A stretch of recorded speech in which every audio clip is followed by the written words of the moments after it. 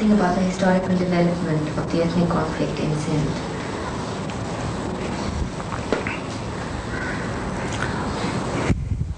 I think first let us keep in view certain background. The Muslims in India were of, broadly speaking, in two categories. There were those who came from Central Asia, and our histories call them the Vilayatis. They came from Iran or Central Asia. They were either Sunnis or Shias. Their centers was Hyderabad, Deccan, Sunni centers was Deccan and elsewhere, and then Shia we had. And then there was Delhi center. Now the Muslims there have a tradition and a history of 1,000 years. If you see the list of nobles, Master Umara, or any of the things, there were one or two. One was Chinyot, the Qazi al-Quzat, the Chief Justice of Shah Jahan. Then in the later times, during the period of Ahmad Shah Abdali's times, in the late 18th century, you had Adina Beg. We had only two names, who are locals. Otherwise, most of them were Vilayatis. So they have dominated the scene. They were urban. They were immigrants and conquerors from the Central Asia, Iran. And they had developed the technology of being in the minority and ruling the majority. They were urbanized, highly sophisticated. They had the technology of ruling. Then there's another aspect of it is subsequently they developed a conflict between Hindus and Muslims. The majority began to resist. You had Marathas, you had Sikhs, and you had Bengalis. They resisted the whole thing. So this conflict developed, and in the later period of what were called the later Mughals, you had this conflict going on in these days around the Indo-Gangetic Doabs and valleys. Now those riots were a dirty thing. They degenerated into massacres, inhuman things that I don't think that Europeans could conceive, excepting during the Inquisition period, during the 15th, 16th Counter-Reformation period. Other periods, of course, are later in the fascist periods here. They used to throw cows in the mandirs, kill cows and throw in the mandirs. And they used to have these pigs thrown into mosques. British lent a hand. So it was dirty, cruel, mean, inhuman and brutal. This went on for centuries. While on the surface there was all this shairi and poetry about Ghalib and Dagh and Mir Taki Mir, many sophisticated poetry, beautiful journey. Sahar gaye Eid pe daure subu tha, par apne jam mein tuj bin luhu tha, and all that fascinating things. On the other hand was brutality, simple and pure. Minority had to keep itself up by the widest methods, having similar things with the South Africans. They are very sophisticated, very gentle, but when it comes to the blacks, you know what they do. Germans are very developed, Beethoven, music, everything. But then when it comes to the Jews or the people or this, and they are just brutes. This is what this brutality went on with Nawabs and all that. And you must have heard that famous poem of "Main dekh chuka Taj Mahal wapas chal." There was Taj Mahal, but then how Taj Mahal was built and utilized, that was there. There were riots at the time of partition, and then they came here with that all background, callousness, brutality, people being killed just by being Muslims or Hindus, and what was. That was on one side. Kill, duplicity, and there were courts. Mughal Shah Jahangir, one emperor is being dragged down. You just make him emperor in the morning with the intention of killing him in the evening. You know, when Nuruddin Jahangir, he died, then Asif Jah, the brother of Nur Jahan, put one Prince Khusro or somebody on the throne, and there in Lahore, when Khurram was able to come back here, he told him to kill him, and he killed him there and there. They used to put people like puppets. Treachery, subversion, deception, and pretending to be something. You couldn't live without these things. All the time. Hypocrisy. Past masters, the Westerns have no idea of the kind of hypocrisy the courtiers on the eastern side have to do. They have to smile and bow and bring and all that.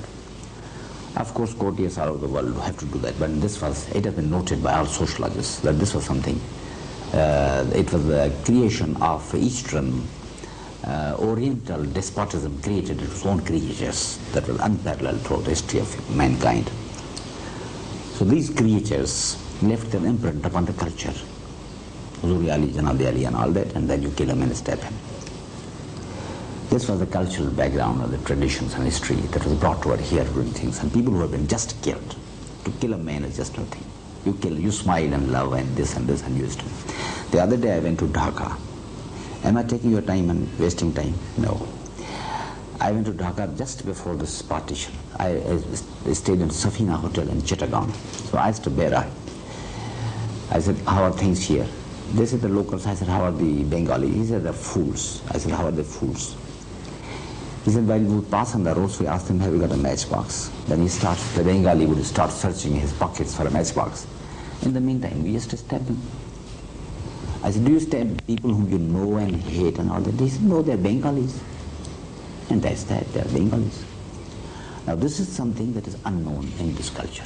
Here, in this culture, in the Pakistani culture per se, we have people who kill each other just in cold blood because of revenge. It has to be personal. I must hate you in order to be able to kill you. I can't kill you without knowing you, without hating you, or without associating you with somebody whom I hate, or against whom I have to take a revenge. It is said in Pashto revenge, it is said that a Pashtun took a revenge after 100 years after the incident. And another Pashtun commented that he was very hasty. He could have waited. So these are the cultures of taking revenge, and not with that much haste. But you must have a grievance. Not because you are a Pashtun and you have to be killed, because you are a Pashtun, because you are a Hindu, because you are a Memon, because you are Sindhi. That concept is unknown. I am trying to tell you the genesis of the cultural roots of the whole thing. Now, praising somebody is considered to be demeaning in this culture. Showing too much deference to a person is considered to be, I am telling you a conflict about the cultures here. To praise somebody is considered a part of etiquette in that civilization and culture. I mean, you have to praise them, good, bad, and different, you have to do it. Even the highest man would pray it. Here it is considered to be demeaning for a person to speak a single word of difference. I was in Kabul the other day, and in the Grand Jargah, Kharbash Mari was sitting with the Balchman. He didn't rise up when even the president came. And this was his way of showing that I am a dignified man, I won't stand up. Whereas the people coming there, if it's needed, they'll just like this. And the matter is over and then they don't know you. आए तो यूं के गोया हमेशा दे मेहरमा और जो गए तो गोया कहीं आशना न थे. This is a done thing here. So there is a cultural conflict. To praise is something praiseworthy, but here to praise somebody is just khushamad, and that is below the dignity of anybody. He'll go out of his way to insult somebody. This man has become a minister. Let's say he's become a minister, I'll not go to him. He'll think that I'm a minister. That's a cultural thing. Our people came, people welcomed them. They vied with each other to find who's the man who's more hospitable. There was an element of selfishness also, because Liaquat Ali Khan was the Prime Minister. Probably he'll smile upon the man who was inviting. In any case, Punjab returned the trains. This is what we say. In frontier, they didn't allow him anything. In Balochistan, there was nothing to eat.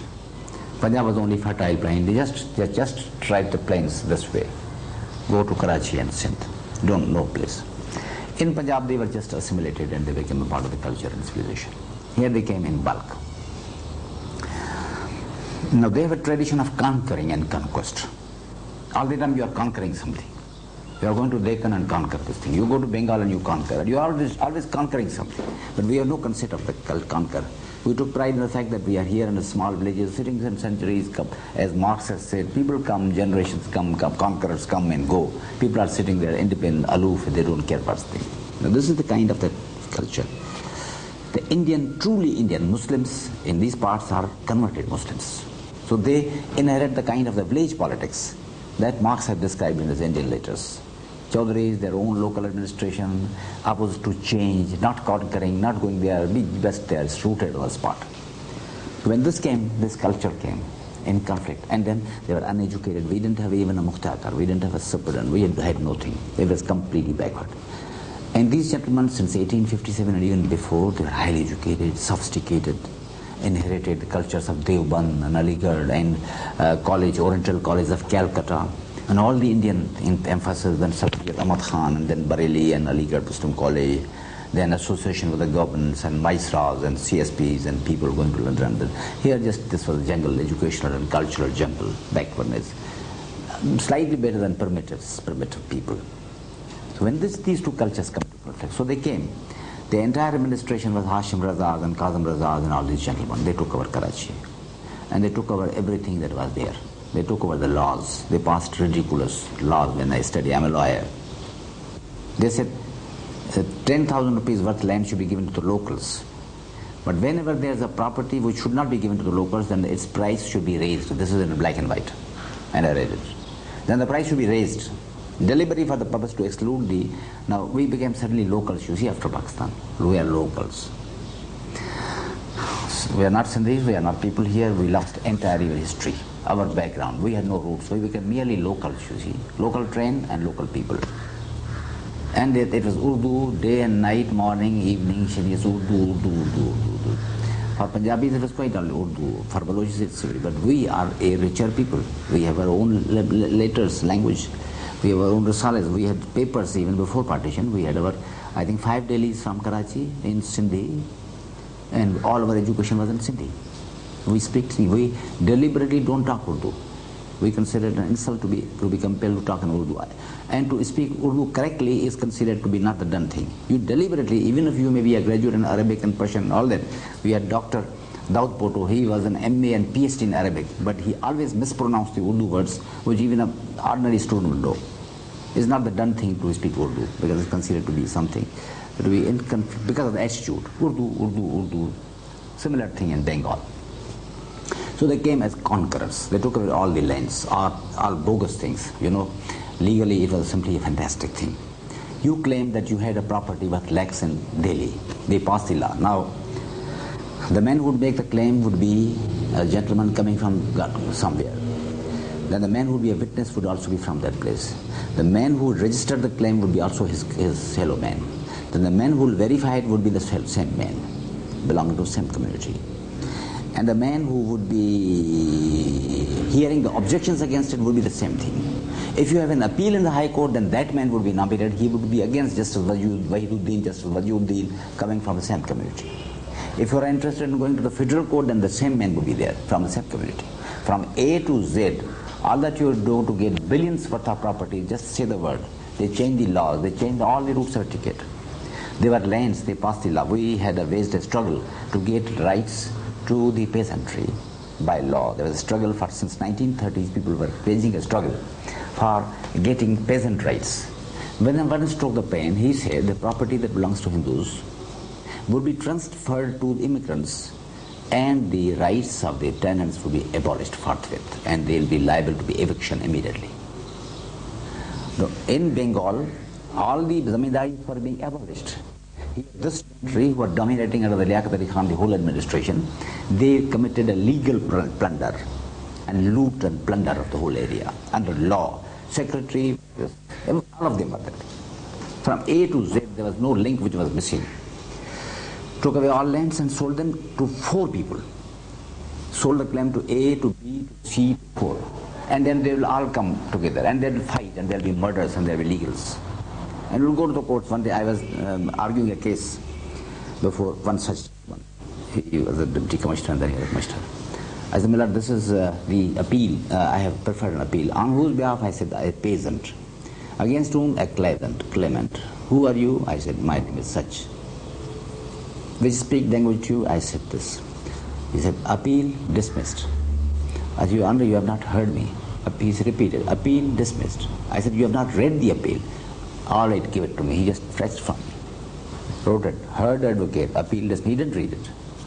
He threw it in his past it. And that's a typical feature. I went in appeal. He said, what is your name? I said, this. I said, this is law, this federal court.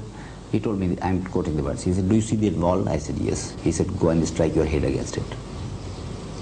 So terrorism had started in August 1947. Legal terrorism, administrative terrorism, judicial terrorism, and legislative terrorism.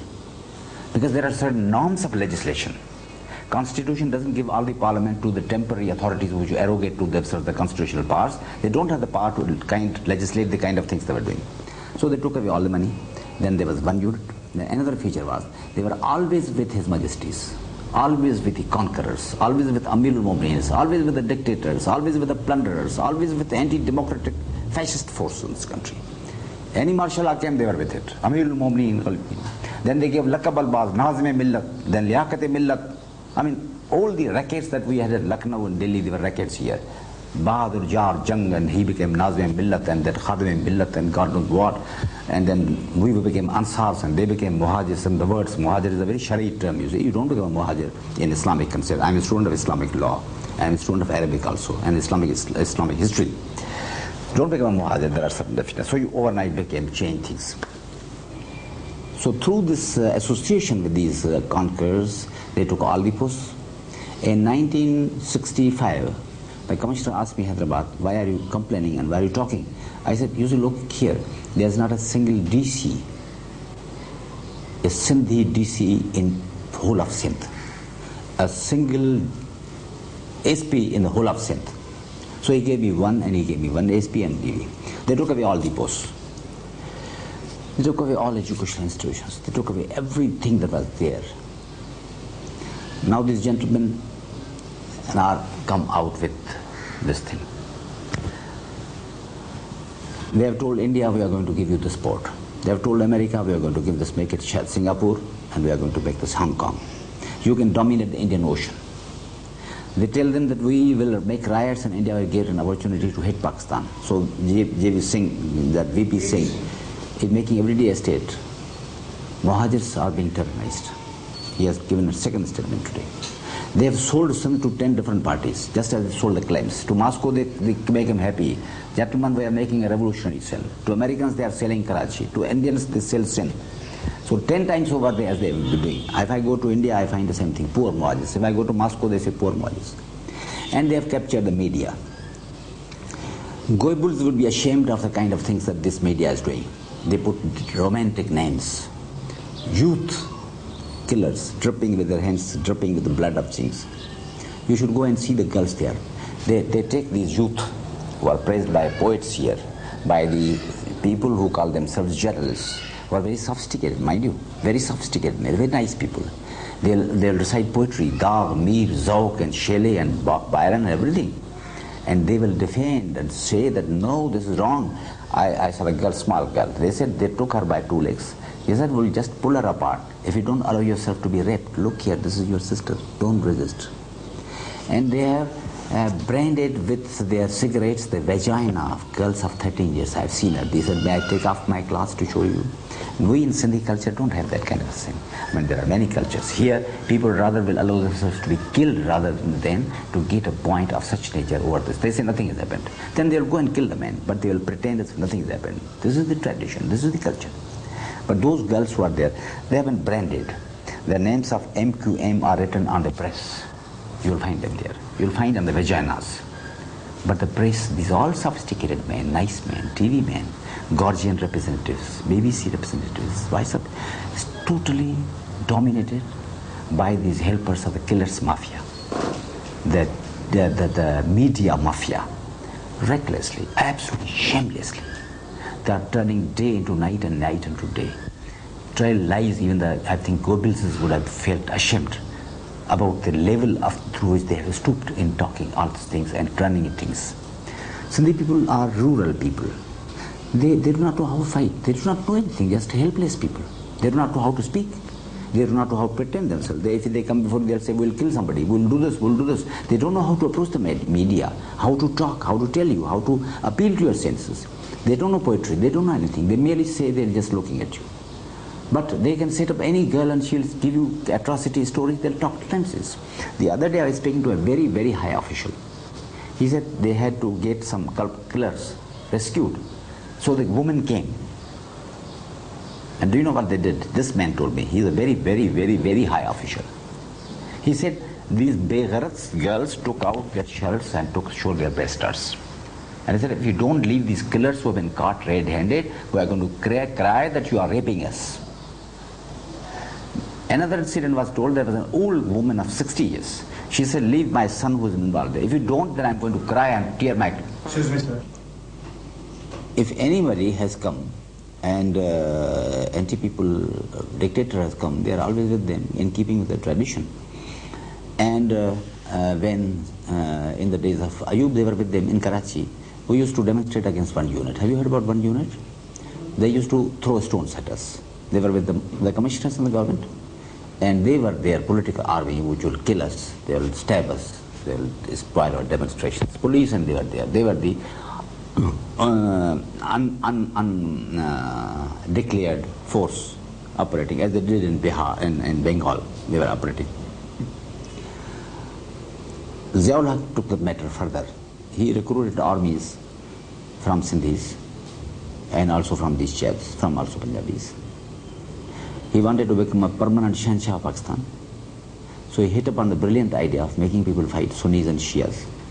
So he recruited them, trained them, and he is punishing us for being always against misuse of religion, always against being always in favor of democracy, always opposing people whom these people favor and we oppose, every dictator, not being bigots, not being mad people and using religion for the purpose of oppressing people, not being reactionaries, not being with the kings and emperors and his excellencies and his godsakes. In short, being just open-minded human beings and fighting for and being a part of the general democratic movement being fought throughout in all the 5 continents of the world. So he has recruited them. The Ziar told GM Sayyid, he also recruited him. He recruited his army, private army. He had pride, Maxi force, Chandiya force. His idea was to make people fight among themselves in such a way that everybody, even his family, should have some captain standing at the door so that he may take his meals or sleep with his wife. Make might everything. And people should forget about elections, democratic rights, fundamental rights, rights of women, rights of everybody. Forget about that. Just be in fear of life all the time. So he has recruited them. They were with GM Sayyid, they used GM Sayyid. Then they, so Wasuli Shah, then they used and threw him like anything. Just like a banana, some dirty piece of a thing, or even worse than that. They so use, just to do like this, and then use him and then throw away. Then they threw away Wasuli Shah, they have thrown, even they have used this Benazir Sahiba, very chummy, very kind, very gracious, very friendly, and all that, and all that, and all that.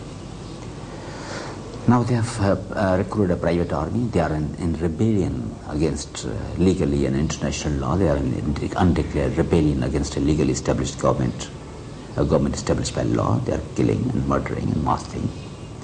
And they have turned this country into hell. And they have compelled, I think, I told the general the other day that they will necessitate 100,000 of your army to be keeping the armies and communications open. And you can know what will happen to your borders. And for this they are being paid by somebody to keep Pakistan in turmoil and to keep it on the defensive and keep it disturbed. They are taking a revenge for Kashmir. You did something, God knows, you may or may not. You did something in Punjab, you did something in Kashmir. Now these chaps, on behalf of somebody, are playing all this thing. They are very cruel, but they having the media and the street power and having as their adversary rural people led by rural lords who are our enemies. What can have these ministers get to feel for the people who are being killed or for the women who are poor? It's a class war also. These Vaderas who are there, they are enjoying, they were serving the British, they are serving the Americans, they are serving everybody. So they are not our representatives, they don't feel for us, and therefore they have to feel the day. They have support of generals, they have support of Americans, they have support of Indians, they have support of intellectuals, or our comrades. Comrades are also service. Islam is also service of terrorism. They prove terrorism to be innocent from Sharia. They prove it from Karl Marx and Lenin and all that and all that. And somebody proves it from some other thing. And we are being victimized and killed, and there's not a word in the media because Jung and Dawn and all this, and they know how to write. We don't have writers, we don't have access, we don't know how to manage things. It's a primitive society against a highly civilized society. It's not a case of a confrontation like Vietnam and even America, because Vietnamese have a picture of having a fight against things. We do not know, our Vaderas do not know how to fight. We are being led by them. And the middle class is very weak. And we are being penetrated by the Americans and by the CIA and by the military intelligence. Every party is heavily penetrated. So if I do anything, somebody will contradict me and finish me there. I received threats, so therefore we are helpless, we are being victimized, we are absolutely, we do not know what to do. Your recent statement